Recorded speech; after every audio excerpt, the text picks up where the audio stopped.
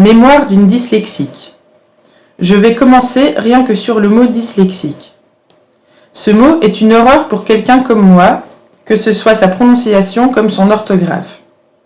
Quand les lettres, les syllabes se mélangent, écrire le mot dyslexique est juste très compliqué. J'ai 33 ans et je comprends et découvre tous les jours de nouveaux mots de ma langue maternelle qui est le français. À chaque fois, c'est une petite victoire.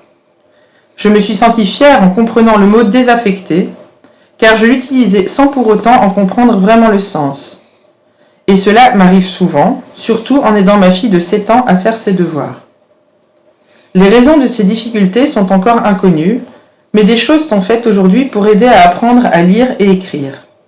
Mais moi, quand j'étais enfant, fin 80, début 90, personne n'a réagi face à mes difficultés.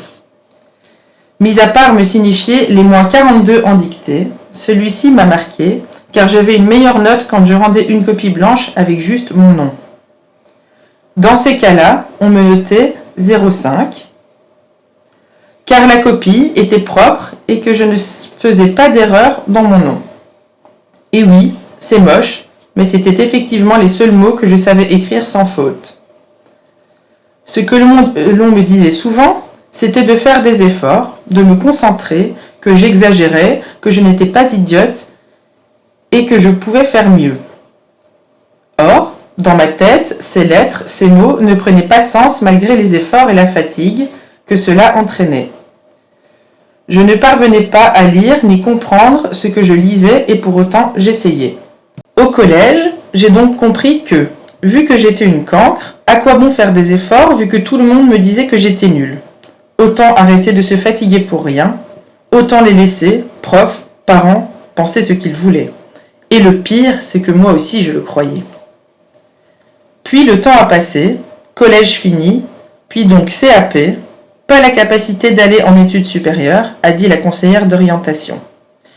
Avec son niveau, même ça, elle n'y arrivera pas. Mais bon, elle a 10 doigts et elle peut apprendre à s'en servir.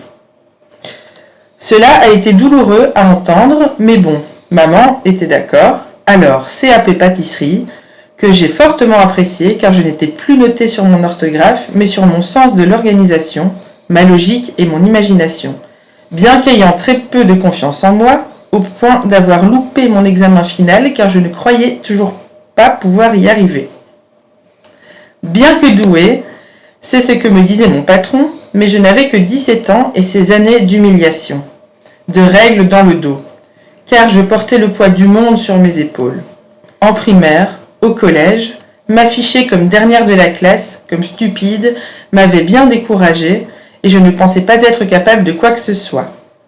Donc, malgré les encouragements de mon patron, je n'ai pas réussi à obtenir mon CAP et pour moi, c'était la fin des études. Je ne pouvais supporter un autre échec. J'ai donc commencé à travailler dans différents domaines. Poissonnerie, caissière, femme de ménage. De toute façon, je ne pouvais faire mieux. Puis, à 19 ans, j'apprends que je veux être maman. Moi. Mais je ne sais toujours pas lire correctement, encore moins écrire 2 mots sans faire de faute. Et je me demande comment je vais élever cet enfant à qui je ne pourrai lire d'histoire le soir avant d'aller se coucher. Comment j'allais pouvoir l'aider à l'école? Cela était vraiment angoissant pour moi, ces questions sans réponse, car en 19 ans, je n'étais pas parvenue à apprendre à lire, alors comment faire? Mon frère m'a offert le livre La Da Vinci Code pour Noël. J'avais 20 ans. Ma fille était née. Magnifique. Mais le problème restait toujours entier et ce livre qui m'obsédait, que je voulais lire pour en discuter avec ma fille, ma voisine. Mais comment faire? Je l'ai ouvert, regardé, puis reposé à plusieurs reprises. Peur de ne pas y arriver. Et ma fille grandissait. Je lui inventais des histoires car je n'étais pas capable de lui en lire. Puis, un soir où le programme TV ne m'intéressait pas, j'ai repris mon livre et j'ai commencé à regarder les mots qui ne voulaient rien dire. Et je commençais sur chaque mot jusqu'à comprendre chaque mot de la phrase, puis la phrase entière. Cela m'a pris plusieurs semaines pour finir la première page.